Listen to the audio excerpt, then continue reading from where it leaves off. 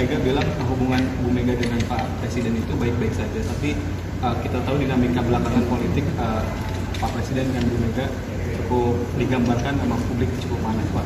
Ada rencana pertemuan Pak Presiden dan Bu Mega dalam waktu dekat, Pak, kira-kira? Saya belum tahu jadwalnya, ya belum tahu kan. Dalam bulan Agustus ini kan juga ada banyak event ya. Yang jelas nanti pada tanggal 16 ada pidato kenegaraan, terus kemudian tanggal 17 ada upacara detik-detik proklamasi, di mana nanti Presiden akan hadir menjadi inspektur upacara di IKN. Ini untuk Bu Mega sendiri sebenarnya sudah diundang belum sih, Pak? Undangan untuk jadi mantan Presiden akan diundang untuk hadir di upacara detik proklamasi di IKN. Sedangkan Presiden dan mantan Wakil Presiden itu diundang hadir di di Istana Merdeka.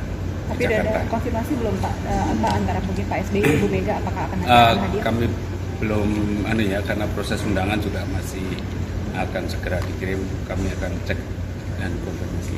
Pak, terkait dengan isu cawe-cawe Pak Presiden terhadap kepengurusan PDIP yang baru, ini kan juga mengemuka baru-baru ini banget Pak. SK kepengurusan baru katanya sudah ada. Iya, ini tadi saya tunjukkan ke Pak Presiden, beliau juga ada berita apa ini gitu. Padahal kita beliau sama sekali tidak tahu sama sekali mengenai ini. Jadi nggak ada sama sekali cerita itu. Pak, soal mobil sewa yang di IKN itu kan katanya angkat 25 juta per hari Pak, dan katanya butuh 1.000 unit Pak, itu gimana Pak katanya? Jadi untuk apa untuk upacara? Jadi untuk upacara ini kan kapasitas IKN, infrastruktur di IKN sendiri sangat terbatas, dan juga jalur transportasi dari Balikpapan ke IKN juga terbatas, tol belum sepenuhnya jadi, bandara di IKN juga belum jadi. Ini tol dan bandara ini diperkirakan jadi di akhir Agustus awal September. Jadi untuk pelaksanaan upacara detik-detik proklamasi di IKN kita masih menghadapi kendala sarana prasarana transportasi. Oleh karena itu tantangannya bukan hanya jumlah mobil, tantangan yang paling karena terbatas maka kita akan menggunakan bus gitu. Jadi kita akan memfasilitasi transportasi berupa bus untuk menuju tempat upacara. Jadi kita bagi-bagi tugas. Kalau itu kan kalau penyelenggaraan upacara itu kan memang dibiayai oleh negara ya. Tidak ada masalah, setiap tahun juga. Itu dikritik terlalu mahal gitu Pak, 25 juta per hari untuk angkat gitu. Oh iya, itu kan lokal, pasar lokal, itu bukan kita. Dan kita besok nggak akan menggunakan itu kan, kita akan menggunakan. Berapa Pak bisnya Pak nanti? Aduh, nggak tahu. Itu bis listrik berarti ya Pak? Atau bis biasa? Kan ada juga keterbatasan infrastruktur yang ada di sana kan. Kita harus menyediakan banyak bus, itu pun kita sudah berkoordinasi dengan aparat setempat, aparat di Kaltim, Pemda, Pemkab, dengan Kapolda, dengan Pangdam, bersama-sama berkolaborasi untuk agar apa yang dibutuhkan dalam proses detik-detik proklamasi itu bisa tercukupi. Pak Menteri, soal PP kesehatan kan itu cukup progresif, tapi belakangan banyak juga masyarakat yang menyuarakan soal misalnya kontrasepsi untuk remaja menjadi perhatian itu kurang sesuai sama budaya segala macam itu. Aduh, tanya Pak Menkes lah, ya. Kalau anggaran upacara IKN akhirnya membengkak nggak Pak? Tadi kayak transportasi. Ya karena upacara sekarang itu kan diselenggarakan di 2 tempat, tentu saja anggarannya ya tentu lebih besar daripada sebelumnya, tetapi tidak signifikan. Nggak apalah saya. Berapa kali lipat Pak? Aduh, mungkin Pak Kasatgas yang lebih tahu. Pak, penggunaannya bus itu tadi bus yang biasa atau bus listrik?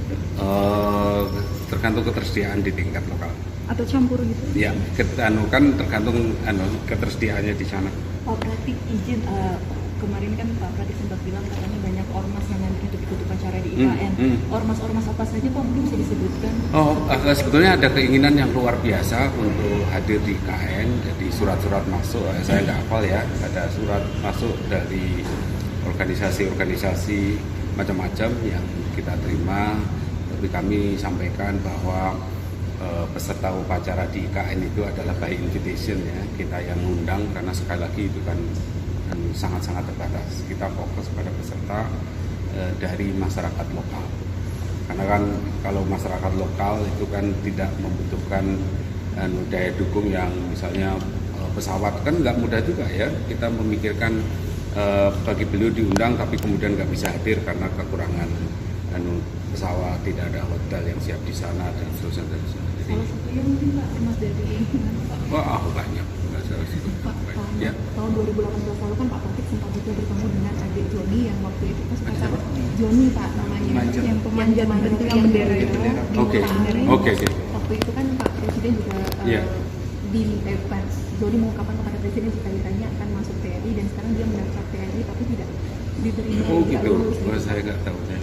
Ini bisa viral karena Joninya meminta Pak Presiden untuk Oh gitu. Janji. Oke. Ya mungkin kan ada parameter juga ya, saya nggak tahu. Tapi kami akan cek. Tentu saja kan ada proses seleksi. Oke, saya kira itu ya. Sidang kabinet Pak, apakah bahasannya tentang apa gitu, apakah sudah ditetapkan? Jadi itu sidang kabinet paripurna, tentu saja pembahasannya akan lebih bersifat umum ya.